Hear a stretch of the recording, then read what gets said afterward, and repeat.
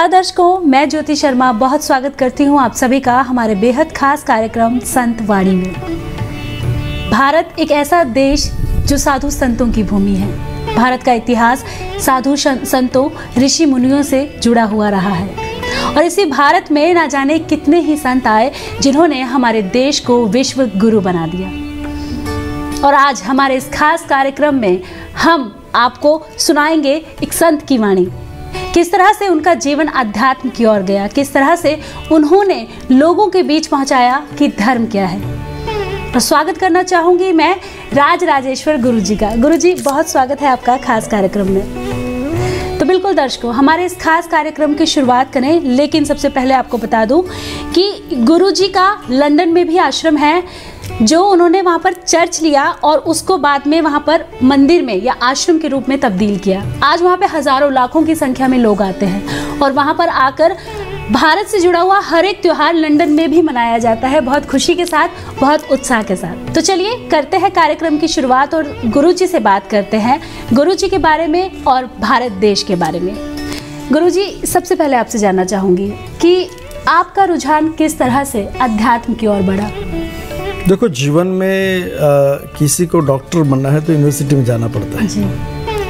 किसी को अपने आप में सॉलिसिटर बनना है तो भी उसकी भी पाठशाला है जी। मगर किसी को आध्यात्मिक जगत में जाना है तो उन्हें साधु संतों ने गुरुकुल की व्यवस्थाएं की जी।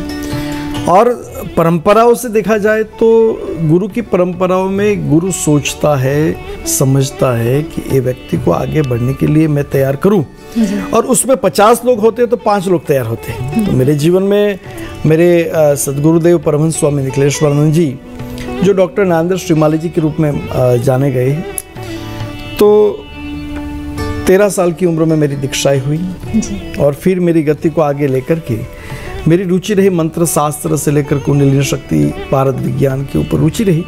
तो इस चीज़ को लेते लेते लेते जैसे एक सरिता होती है, वो धीरे धीरे धीरे समंदर के पास जाती है, ऐसा जीवन धीरे धीरे निकला। और मैंने इंग्लैंड लंदन में जाकर के सबसे पहली स्थापना 1999 में सिद्धाश्रम की मैंने वहाँ की, और फिर उसके बाद गुजरात में आप आए हैं तो वहाँ हुई जी। गुरुजी, मैं ये जानना चाहूँगी कि लंदन में जो आपने अपने आश्रम की शुरुआत की, वहाँ पर लोगों का रिस्पांस किस तरह का रहा आपके जो कार्यक्रम की आपने शुरुआत की, जो आश्रम की शुरुआत की उसके लिए? देखो, रिस्पांस तो मुझे यहाँ से भी ज़्यादा मिला वहाँ जी। और इसलिए ज़्यादा मिला क्योंकि हमने सबसे ज़्यादा हमारी संस्कृति को सिर्फ मंदिर के रूप में ही सीमित नहीं रखा। हमने समाज को जोड़ा, समाज की समस्या को समझा। समाज की समस्या को समझते समझते हमने ये भी अनुभव किया कि समाज सिर्फ मंदिरों में जाकर घंटी बजा करके आरती करके घर पे बैठ जाना वो नहीं होता है। समाज की बातें को सुन करके समाज को क्या देना है वो मैंने प्रैक्टिकल किया, इसीलिए मुझे ज़्यादा सपोर्ट वहाँ भी मिला है। और यहाँ भी भारत में, गुजरात आप बलसार आए हैं, वहाँ भी सिद्धाश्रम को सपोर्ट मिलता है, मगर जितना जहाँ मिलता है समाज का इतना यहाँ नहीं जी। गुरुजी, आपकी कई सारी तस्वीरें मैं हमेशा देखती रहती हूँ जिसमें आप रामनवमी के प्रोग्राम भी करवाते हैं, आप नवरात्रों पे डांडिया भी खिलवाते हैं, जन्माष्टमी के प्रोग्राम भी करवाते हैं।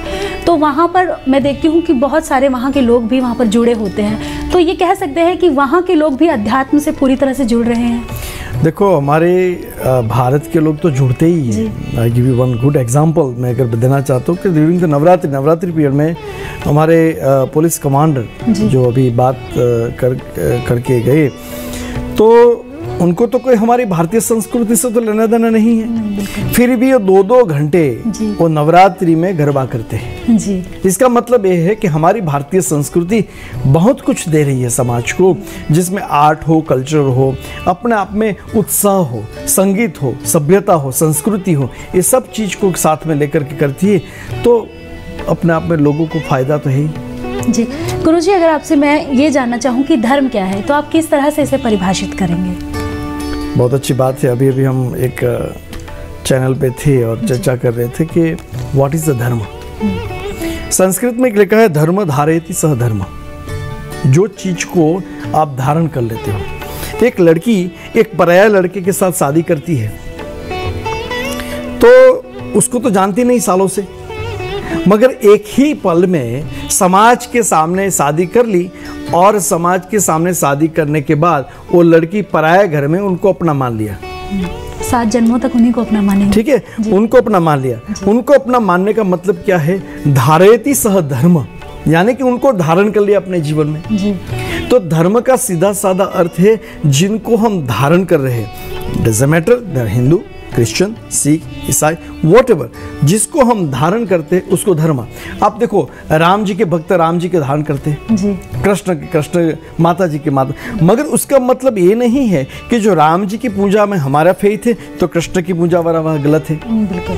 मगर लोगों ने धर्म की बातें को लेकर के जिस तरह बना दिया है, इसी वजह से धर्म के अंदर थोड़ा सा गैप आ रहा है। आप देख लो, हमारे यूथ धर्म से धीरे धीरे इस चीज को आगे निकल गए, यानी कि थोड़ा गैप हो गए। उस गैप को पूर्ण करने के लिए उसको समझाया जाए, उस गैप को आगे बढ़ाने के लिए उसको समझाया जाए कि देखो, इसमें धर्म का सीधा साधा अर्थ है कि हमने जो एक्सेप्ट किया वो धर्म। गुरुजी, आपने यूथ की बात की। यूथ की अगर बात की जाए तो आज के समय की जो यूथ है वो बिल्कुल नहीं मानता हमारे धर्म को, वो बिल्कुल नहीं मानता कि ईश्वर है या साधु संतों के पास जाने से कुछ होता है, उनका बिल्कुल विश्वास नहीं रहा। तो आप उन युवा वर्ग को किस तरह से संदेश देंगे या किस तरह से समझाएंगे कि भारत विश्व गुरु रहा है, क्योंकि यहाँ पर साधु संत रहे हैं, भारत ने बहुत कुछ अपने काल में देखा है, और उसके बाद भारत आज एक ऐसी स्थिति में है कि जिसे विश्व गुरु कहा जाता है। लेकिन आज के युवा वर्ग बिल्कुल इन सब चीज़ों को पीछे छोड़ चुके हैं। देखो, that is the biggest fault for the parents. जी। माँ बाप अगर बच्चों के लिए समय नहीं निकाल रहे, माँ बाप को सुबह से लेकर शाम तक सिर्फ पैसे लाखों रुपया कमाना है जी।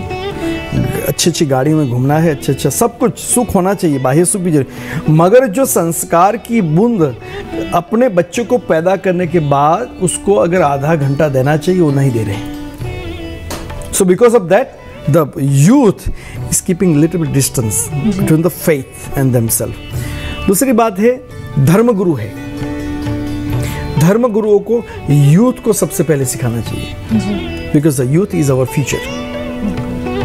हम अपनी चेयर पे बैठ जाते हैं कि we are so and so person, but if you don't give them chance, please come here and sit, ये हमारी जगह पे बैठ, तो उनको एनकरेजमेंट मिलता है। जब एनकरेजमेंट मिलता है, यूथ ऑटोमेटिकली वहाँ जुड़ जाएगा। प्रॉब्लम ये है, हम 60 साल के 17 साल के उम्र हो जाने के बाद हमारी चेयर छोड़ते नहीं है।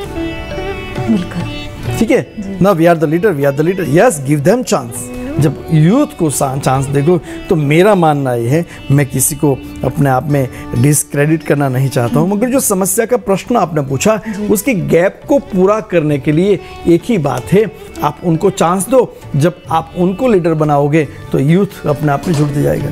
जी। गुरुजी, आप एक अध्यात्म गुरु हैं। अगर अध्यात्म की बात की जाए तो क्या है अध्यात्म, ये जानना चाहूँगी। देखो, धर्म और आध्यात्मिक जीवन और धर्म की दोनों बात करें तो आध्यात्मिक का मतलब एक पूरा विशाल समुद्र है, जिसके अंदर समंदर के अंदर सारी नदियाँ आ जाती है जी।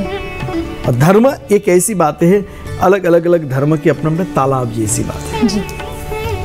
तो आध्यात्मिक की बातें किया जाए तो सभी को रिस्पेक्ट करना और सभी को रिस्पेक्ट देना, ये धर्म का सीधा साधा अर्थ है।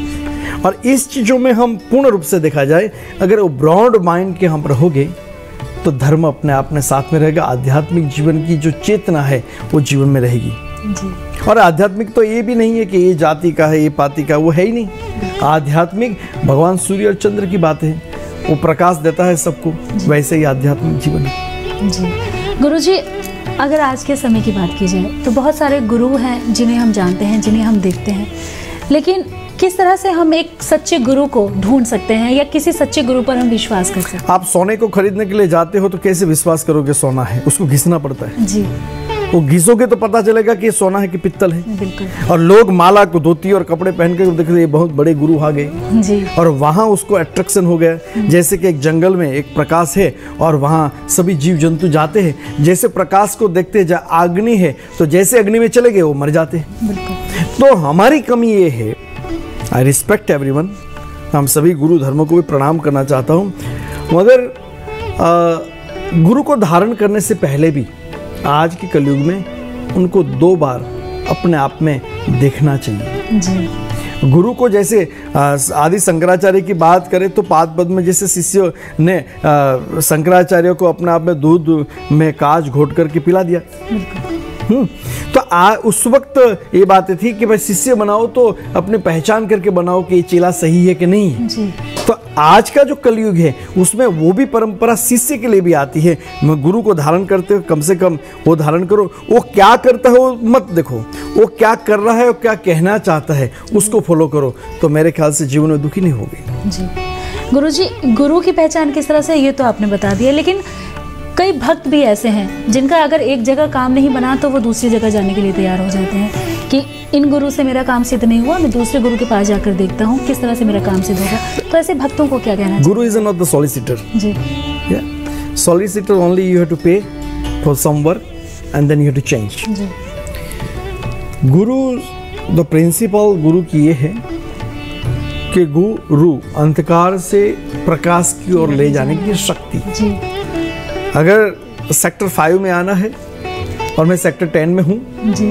तो सेक्टर 5 में आते आते मुझे रास्ता पता नहीं है, तो जो बीच में आया हमारा जो रास्ता दिखाने वाला वो गुरु है। बिल्कुल। और वो गुरु आपका बच्चा भी हो सकता है, आपके पिता भी हो सकते हैं, आपके चाचा भी हो सकते हैं और आपके मित्र भी हो सकते हैं। गुरु के मतलब ये नहीं कि माला और धोती पहन ले, तिलक कर दिया और गुरु बन गया। जो ज्ञान है वो गुरु है।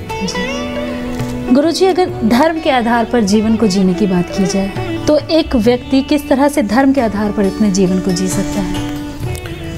धर्म के आधार को जीवन जीने के लिए सबसे पहले तो मानव बनो। जी। Being a good human being. जब आप मानव बनोगे तो धर्म की परिभाषा अपने आप में आ जाएगी। If you are eating, someone is hungry next to you, feed them first. That is called dharma. That is your responsibility. वो हमारी फर्ज है। तो ये बातें को लेकर के धर्म के पैर के ऊपर अगर आप धर्म की नाव में बैठे हुए हैं तो ये सभी नियमों का जो पालन करोगे तो धर्म भी सुरक्षित रहेगा और मानव भी सुरक्षित रहेगा। गुरुजी, आप कई भागवत कथाएं भी करवाते हैं ताकि लोग उससे जुड़े, लोगों का उसमें रुझान बढ़े, लोग जाने कि भागवत कथा क्या है, क्या उस समय में हुआ था या आज के समय में जो लोग भागवत कथा सुनते हैं उनका जीवन धन्य हो जाए। तो मैं जानना चाहूँगी कि भागवत कथा के आधार पर अगर हम जीवन को जीना चाहें तो उस समय में और इस समय के जीवन को हम किस तरह से जी सकते हैं? 5000 साल पहले तो हम लाइट नहीं थी, हम दीपक लेकर के पढ़ते थे। जी। तो आप हम नहीं कह सकते कि हम दीपक उसी वक्त तो दीपक था तो आज भी हम दीपक लेके पढ़ेंगे। जी। तो मॉडर्न ज़माने में जिस तरह ये चीज़ है उसके साथ चलना पड़ेगा। पहले तो जितने भी हमारे ग्रंथ हैं हजारों साल पुराने लिखे गए और हजारों साल पुराने जो लिखे गए उसमें भविष्य की बातें बता दी गई। भागवत की बात करें तो 7 दिन की कथा है। परीक्षित राजा और तक्षक वो दोनों की बात है। उसके अंदर 7 दिनों में मौत होने वाला है।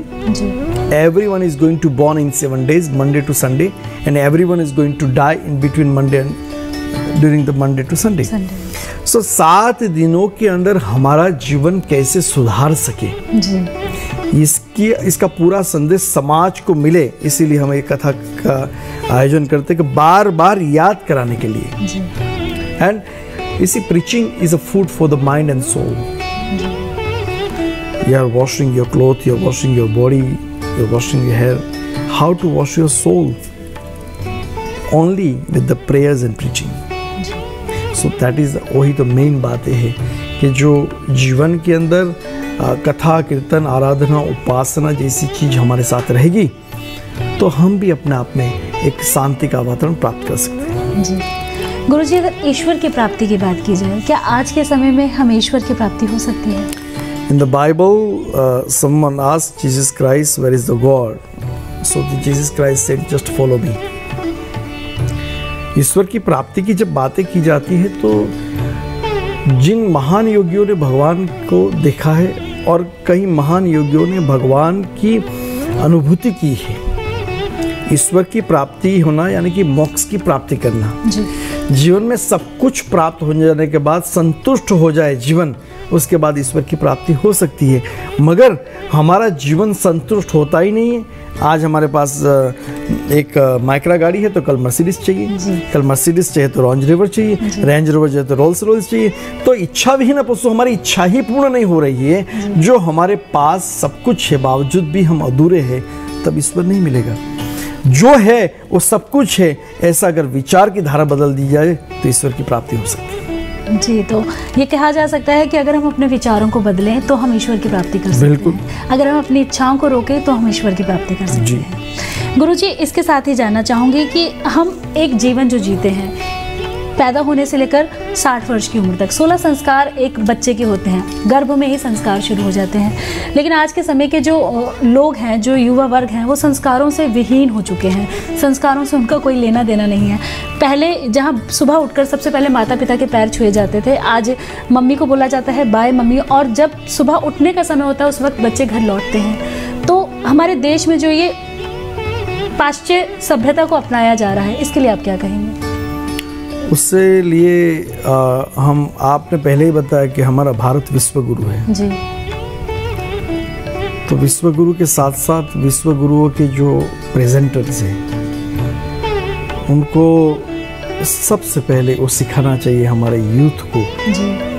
कि चाहे वो फॉलो करे या नहीं करे, मगर उसको टीच तो करना चाहिए। जैसे आप ड्राइविंग करना चाहोगे, आप करो या नहीं करो, मगर कम से कम लाइसेंस तो रखो जी।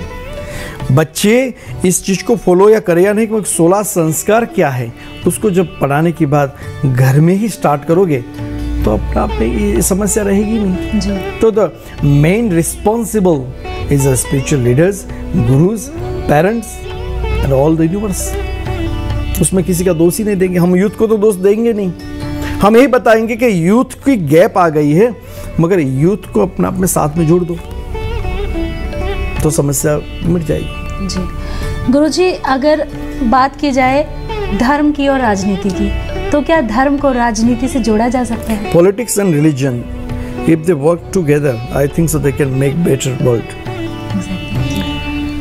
एनी पॉलिटिशियंस और any religion person, if they have good understanding, because कई बार हम धर्म आश्रम बनाते हैं, हम कोई आश्रम के साथ कोई प्लानिंग परमिशन लेकर सब चीज़ जो होती है हमारी, हम कहाँ जाएंगे? उनके पास ही जाना पड़ता। तो राजनीतिक और धर्म, आध्यात्मिक और राजनीतिक दोनों चीज देखो। हमारे शास्त्र में चाणक्य भी गुरु माना जी, चाणक्य नीति भी है। So Chanakya Niti is purely for the politics, but how to do, and there is some kind of politics they are talking about themselves, but like a Mr. Modi ji, he is not talking about himself, he is talking about all the Bharat. So वसुधैव कुटुंबकम जब बात करें, पूरा विश्व एक हमारा परिवार है, इस तरह की बात करें तो राजनीतिक भी आ गई, उसके अंदर आध्यात्मिक चीज भी आ गई, दोनों साथ में चले, ज्ञान और विज्ञान, तो मेरे ख्याल से ये जीवन सुखी हो जाएगा और विश्व शांत हो जाएगी। गुरुजी, अंत में अगर आपकी बात करें तो आपने जो सिद्ध आश्रम की शुरुआत की थी, तो मन में क्या संकल्प लेकर सिद्ध आश्रम की शुरुआत की थी? आश्रम का नाम ही होता है कि आओ और श्रम करो जी, बैठ कर रोटियां बनाकर खाओ नहीं। तो मैंने उस उद्देश्य से ऐसा किया कि भाई एक आश्रम ऐसा हो जिसके अंदर श्रम भी हो, शास्त्रों भी हो, श्रवण भी हो। तो जो मेरे गुरु ने मुझे जो सिखाया, मैं अगर कल मेरा शरीर शांत हो जाए तो ऐसे ही चले जाएगा वो ज्ञान, मगर वो ज्ञान को समाज में देने के लिए आगे बढ़े, इसीलिए मैंने सिद्धाश्रम शक्ति सेंटर की स्थापना की। तो गुरुजी, सिद्धाश्रम में मैं गई हूँ गुजरात वाले में, तो वहाँ की अगर बात करें तो वहाँ पर बहुत बड़ा शिवलिंग है, तो उसके बारे में जानना चाहूँगी आपसे। मैं चाहूँगी आप हमारे दर्शकों को बताएं। देखो, विश्व का मैं तो कहूँगा सबसे पहला भारत का शिवलिंग है जी, जो श्रीयंत्र शिखर युक्त बना हुआ है। भगवान शिव की आराधना करने वाले कई अलग अलग शिवलिंगों की आराधना पूजा करते हैं, मगर शास्त्र में सर्वश्रेष्ठ शिवलिंग भारत का माना गया है जी। और उस उद्देश्य को संसार को रोग से धर्म, अर्थ, काम और मोक्ष चतुर्थ पुरुषार्थ की प्राप्ति हो और जीवन सुखमय बने, आध्यात्मिक जीवन से जुड़े और जीवन में आरोग्यता प्राप्त हो, इसीलिए उस शिवलिंग की स्थापना की। जैसे यहाँ भी की, वैसे हैरो में भी मैंने की, लंदन में जी। तो गुरुजी, अध्यात्म के बारे में बात की हमने, धर्म के बारे में बात की। गुरुजी, एक अगर स्त्री की बात की जाए तो वो धर्म के आधार पर ही एक पुरुष के साथ जुड़ती है, एक पुरुष के साथ वो जुड़ती है, उसके परिवार के साथ जुड़ती है। लेकिन एक स्त्री का अगर आज के समाज से उसको जोड़ा जाए तो आज के समाज में एक स्त्री के साथ जो हो रहा है वो आप भी जानते हैं और हमारा समाज भी जानता है। तो किस तरह से एक व्यक्ति को समझाया जाए कि हमारे जो स्त्री है उसे माता माना जाता है, उसकी पूजा की जाती है, लेकिन आज के समय में जो पुरुष हैं वो नहीं समझ पा रहे हैं इन चीज़ों को, क्या कहना चाहेंगे आप? But is both side fault जी। स्त्री की बात करें, if you talk about the female have a more power than man, but if they use in right way then they can do much better. Sometimes the egoistic problem create a big issue in the family. We respect the woman, we worship the woman. At the same time, they'll take an overact. So themselves, they are putting इनकी खुद की जगह से वो discredit बना देती है। अगर माताएं संसार में नहीं होती, अगर बेटी नहीं होती, तो किसी की पत्नी नहीं बन सकती, किसी की पत्नी नहीं बन सकती तो किसी की माता नहीं बन सकती, किसी की माता नहीं बन सकती तो हमारे स्वामी विवेकानंद जी, हमारे मोदी जी, हमारे जैसे देश को आगे बढ़ाने के लिए वो बच्चे कहाँ से आते हैं? तो माता का रोल, स्त्री का रोल तो सबसे बड़ा है। जगत जननी ही नहीं है तो विश्व का अपने आप में आगे कैसे बढ़ेंगे? तो विश्व के रिस्पेक्ट करने के लिए, विश्व को आगे बढ़ाने के लिए स्त्री की बहुत महत्वता है। Very important role in the universe, whole universe. मगर इस चीज को आगे बढ़ जाए, जैसे you are the anchor and tomorrow you will say I am going to be prime minister, how is going to be possible? You can be prime minister but you have to see your limit. You can say yes, I am today anchor, but tomorrow I am going to be owner of the channel, right? So वैसे ही जब स्त्री की अपने आप में मर्यादा से कोई भी चीज़ बाहर जाती है, चाहे पुरुष हो चाहे स्त्री हो, तो उनका रिस्पेक्ट खो देते हैं। मगर आज के ज़माने में बेटी बचाओ बेटी पढ़ाओ, ये दो सूत्र जो है बहुत ज़रूरी है हमारे समाज के लिए, विश्व के लिए और विश्व की जनता के लिए। गुरुजी, अगर भारतीयों की बात करें तो भारतीयों के लिए तो भारत सबसे ऊंचा देश है, लेकिन धर्म के साथ और अध्यात्म के साथ किस तरह से हम भारत को सबसे ऊंचा कर सकते हैं, ये जानना चाहूँगी। देखो, इसके लिए तो हमारे प्रधानमंत्री बहुत अच्छे कार्य कर रहे हैं जी, देश से जोड़ रहे हैं, हमारे साधु संत भी बहुत अच्छे कार्य कर रहे हैं। मगर एक कार्यों के साथ साथ एक मुझे जो कमी लगी यूनिटी की, वो थोड़ी हो जाए तो बहुत आगे बढ़ सकते हैं जी। ये तो पूरा विश्व के अंदर एक ही देश हमारा हिंदू का है, ठीक है?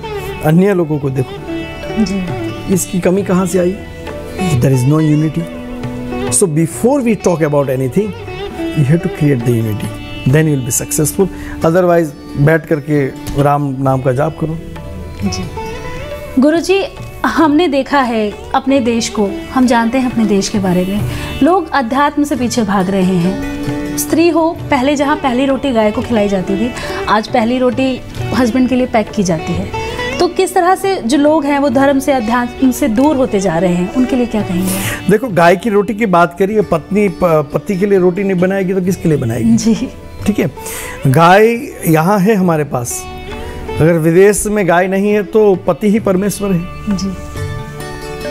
आप भी शादीशुदा हो, आप भी रोटी बनाते हो, तो गाय है तो गाय को खिलाओगे। मगर जो प्रैक्टिकल जगत है, जो व्यक्ति अपने आप में सबसे पहले, हम कहते हैं कि चैरिटी की शुरुआत कहाँ से होती है? घर से होती है। तो उस वक्त लोगों के पास समय था, उस वक्त लोगों के हर घर के आंगन में एक गाय थी, हर घर के आंगन में तुलसी का क्यारा था, हर घर के आंगन में पशु पक्षी को खाने के लिए एक जगह थी जी। मगर आज जगह की कमियां हो रही हैं, बिल्कुल। लोगों के पास वक्त नहीं है जी। लोगों के पास अपने आप में कार्य की रुचि बढ़ गई है, इच्छाएं बढ़ गई है, और छोटा वक्त में बहुत कुछ कमाने की इच्छाएं बढ़ गई है। उसमें मैं तो इतना ही कहूँगा कि धर्म को फॉलो करो, फॉलो करते करते अपना कर्तव्य मत भूलो। धर्म को साथ में रखोगे, कर्तव्य अपने आप आएगा। फिर उसमें अगर गाय को रोटी खाने का वक्त नहीं है तो कोई भी गौशाला में जाकर के दान दिया करो जी। आप उनको बोलो, भैया देखो, ये गाय की रोटी मैं नहीं खिला सकता हूँ, मगर पूरे महीने भर का आप ये गाय को खिलाना, तो भारत में बहुत गौशाला है, बहुत गायों को ज़रूरत है, बहुत गायों की सेवा के लिए भी ज़रूरत है, वहाँ दान दे दें। यही मेरा सोल्यूशन संदेश है। जी गुरुजी, इसके साथ ही अंत में मैं आपसे चाहूँगी कि वाणी चैनल के जो भी दर्शक हैं, आप उन्हें संदेश दें कि किस तरह से वो अपने जीवन को जिएं, और वाणी चैनल के माध्यम से आप क्या कहना चाहेंगे दर्शकों के लिए? वाणी चैनल का मूल आधार और उसका अर्थ यही है, तो हमारी वाणी अगर शुद्ध है, पानी और वाणी ये दो शब्द जो शास्त्र में है, जल जिसको पानी कहते हैं और वाणी, ये दो शुद्ध है। अगर जल शुद्ध है तो जीवन यानी कि हमारा शरीर शुद्ध हो सकता है, और वाणी शुद्ध है। देखो महाभारत और रामायण, उस दोनों में देखो द्रौपदी ने अपनी बहुत बड़ी बातें की, वाणी का अपने आप में सदुपयोग नहीं किया तो महाभारत बन गया, और सीता मैया ने वहां वाणी का उपयोग ही नहीं किया तो वहां रामायण बन गया। तो सभी दर्शक मित्रों को मैं इतना ही कहूंगा, हमारे दो ग्रंथ है रामायण और महाभारत, वो भी वाणी से ही बना हुआ है, वही चैनल भी वाणी से ही चल रही है। शास्त्र को सम्मत रख करके वाणी चैनल को मैं अपने आप में सभी दर्शकों को मैं इतना ही कहूंगा, ये वाणी हर जीवन के हर घर घर में शुद्ध वाणी पहुँचे, यही उद्देश्य से सभी को मैं प्रणाम करता हूँ और जीवन धन्य बने ऐसी प्रार्थना करता हूँ। जी गुरुजी, आप स्टूडियो में आए, हमारे दर्शकों को अपनी वाणी के माध्यम से आपने इतने अच्छे संदेश दिए, इसके लिए आपका बहुत बहुत धन्यवाद। प्रार्थना करता हूँ। जी बिल्कुल दर्शकों, हमारे आज के इस विशेष कार्यक्रम में बस इतना ही। जुड़े रहिए हमारे साथ। नमस्कार।